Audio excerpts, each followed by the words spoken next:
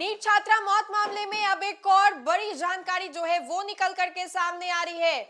मामा से पूछताछ के बाद अब परिवार के इस सदस्य से भी जो पूछताछ है वो की गई है। नमस्कार, आप देख रहे हैं न्यूज़ 4 नेशन, आपके साथ मैं हूं राजनंदिनी।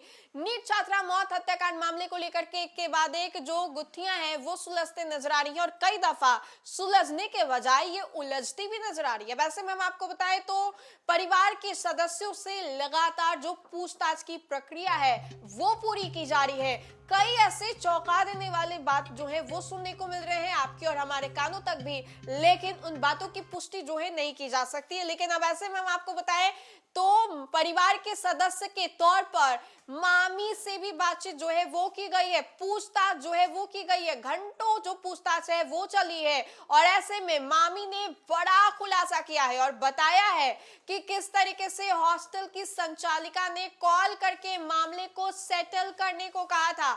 ये बड़ी जानकारी जो है वो निकल करके सामने आ रही है, जहां पर हॉस्टल की संचालिका के ऊपर ये बड़ा आरोप लगाया जा रहा है कि उन्होंने कॉल करके मामले को सेटल करने को कहा था। अब ऐसे में हम आपको बताएं तो नीट छात्रा जो है वो एक हाई प्रोफाइल मामला बन गया है। पटना के नीट छात्रा रेप मौत मामले में छात्रा की मामी से सीबीआई ने पूछताछ की। इस दौरान मामी ने जांच एजेंसी को कई अहम जानकारियां जो है वो दी। मामी ने सीबीआई से कहा कि प्रभात मेमोरियल हॉस्पिटल में लगे सीसीटीवी कैमरे को फुटेज जो है वो खंगाली जा रही है, क्योंकि वहां से महत्वपूर्ण सुराग जो है वो मिल सकते हैं। इसके अलावा उन्होंने आरोप लगाया है कि बच्ची जिंदगी और मौत से जूझ रही थी, तब हॉस्टल की संचालिका नीलू अग्रवाल ने पैसे का ऑफर दिया था। मामी के मुताबिक मौके पर मौजूद एक महिला सिपाही ने नील अग्रवाल को थप्पड़ जो है वो भी मारा था।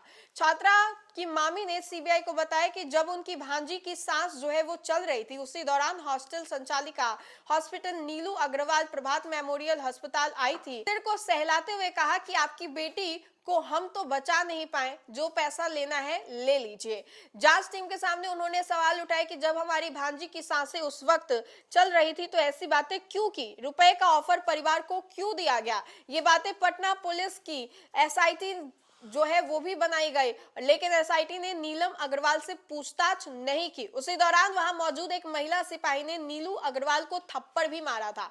ये सब हॉस्पिटल के कैमरे में कैद हुआ है और इसलिए वहां के फुटेज की जांच जो है वो होनी चाहिए। अब ऐसे में बहुत सारे महत्वपूर्ण सवाल है कि 26 दिसंबर सुबह 3 बजे जो फोन है वो क्यों आए, 27 दिसंबर को माता पिता क्यों आए, छात्रा जो है वो घर क्यों गई थी, 5 जनवरी के बाद बाहर क्यों नहीं निकली, रात को खाना और नाश्ता के लिए क्यों नहीं निकली। बहुत सारे जो सवाल हैं वो लाजमी है।